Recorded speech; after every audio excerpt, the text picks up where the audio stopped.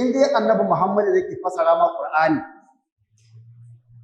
to ka biyo hadisan annabi Muhammad sallallahu alaihi wasallam domin akwai abubuwan da ba za ka gani a Qur'ani ba amma a bayanin annabi ake ganin su ko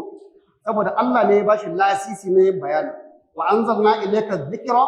litubayyana lin-nas kuma dai kowa ya tabbatar da annabi ba kuma bane yayi magana ko annabi Muhammad sallallahu alaihi wasallam da ya zo duniya tsawon shekara 23 da yayi na annabta ai yayi magana ko to manganin akwai su ko ba su akwai su sai suka ce wai bayanan annabi suna cikin Qur'ani muka ce a'a shi Qur'ani babu magana kowa a cikin sai ta Allah haka bayanan annabi Muhammad ba sa cikin Qur'ani wannan kowa ya san wannan duk wata magana da a cikin Qur'ani ko Allah ne yayi ta ko da Allah ya hikaito wani mutum ya ce to Allah ne da ya hikaito magana ya ce wani ya ce ko haka bayanan annabi Muhammad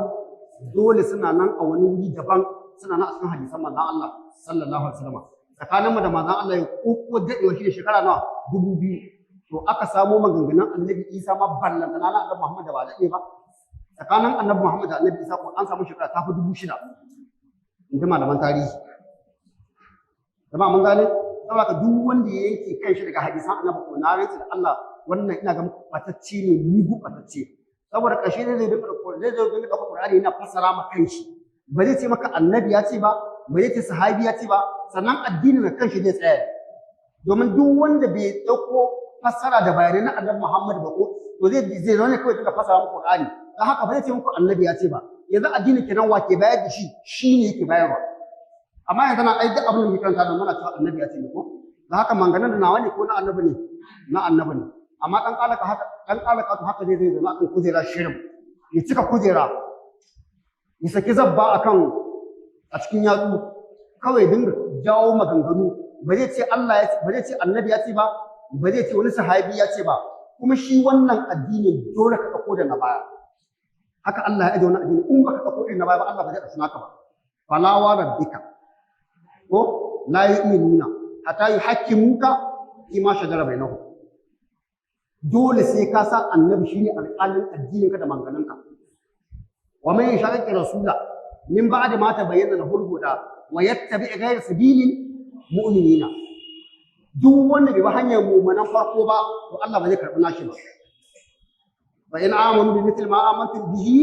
faqad ihtadaw sai kai addini dole addinin kai zama irin na sahabban ba irin na mu'minan baya in ba haka ba Allah ba zai amshi naka ba haka wallahi duk wanda yake kai shi daga hadisan manzon Allah ko wallahi wutar jahannama kawai yake kai shi zuwa gare ta domin Allah cewa yi wa man yushaqiqi rasula min ba'di ma tabayyana lahu al-huda wa yattabi' ghayra sabili al-mu'minina nuwallihi ma tawalla wa nuslihi jahannam duk wanda ya saba wa manzon Allah kuma ya bi wata hanya wadda ba ta mu'minai ba Allah ya ce za mu bashi da abin da ya jawo maka shi ƙarshe ina Allah zai kai shi wa nuslihi jahannama Allah ya ce za mu haɗa shi da wutar jahannama wa sa'at masira tir da mummunan makoma mutum kana addini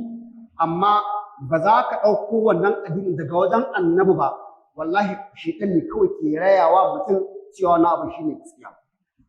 wallahi duk inda mutum ya tsinke sarka da take haɗa mutane da annabi Muhammad wallahi hanyar wutar jahannama ya kama Allah ya mana tsari